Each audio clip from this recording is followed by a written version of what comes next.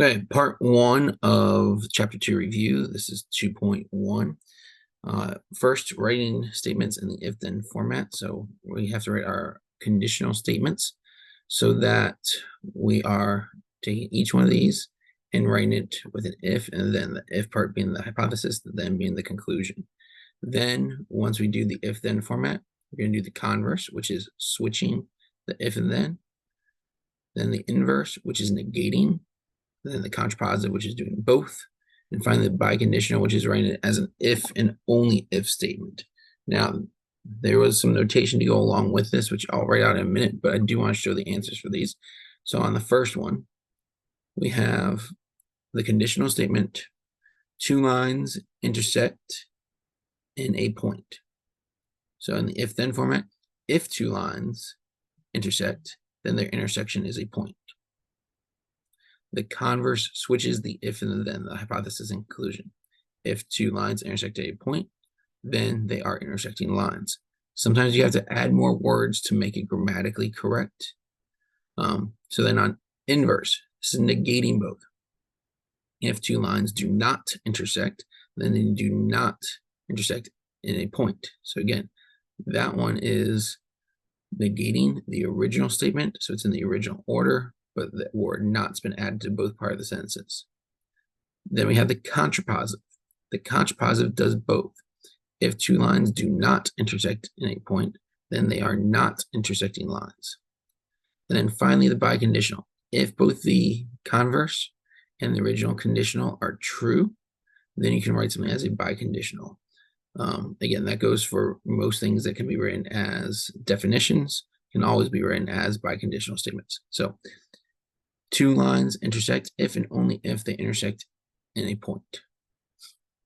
All right, so then let's take a look at these other ones. Same thing. So conditional, we wrote the original statement. If 4x plus 9 equals 21, then x is equal to 3.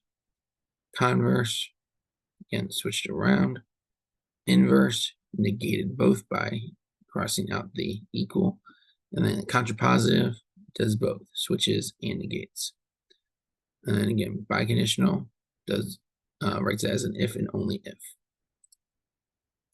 For the conditional statement for the next one, this one I thought was one of the easier ones because this is actually a definition. So if angles are supplementary, then they sum to 180. Some of the wording that they use is a little bit funny, but again, these are straight from the answers in the back. Now remember, all the answers for these sections are there. So if you want to just go through and check your answers real quick, go to the pages in the back of the book. Maybe you've ripped them out already. Again, they're already there. Again, not going to go through every single step there, but for each of those, you have your conditional, your converse, inverse, and your contrapositive. Then, for number 5, it says decide whether your statement about the diagram is true. Explain your answer using the definitions you've learned. So for number 5, S is the midpoint of EF. And that is definitely a true statement because based on the figure, we can say a couple of things. So, mouse pad died on me. Hold on. Plug it back in. There it is. So on here, we have S is the midpoint. And we know it's the midpoint because we have these markings here. It tells us that it's congruent. Since it has those two markings on there, we know for sure that S is the midpoint. The definition of midpoint says a midpoint bisect is a point that bisects a segment into two congruent parts. So since we have these parts marked as congruent, we know that it is a midpoint. So S is the midpoint if that's true. Again, why? Because if segment ES is congruent to segment SF, then S is the midpoint. All right. On number 6. Number 6 says, do we know that ES and ST are congruent? Now, they look congruent, but notice this one has a congruency mark. This one doesn't have a congruency mark. We don't have a measurement. We don't have a congruency mark. We don't know if the figure is even drawn to scale. So we cannot assume this because it has not been given.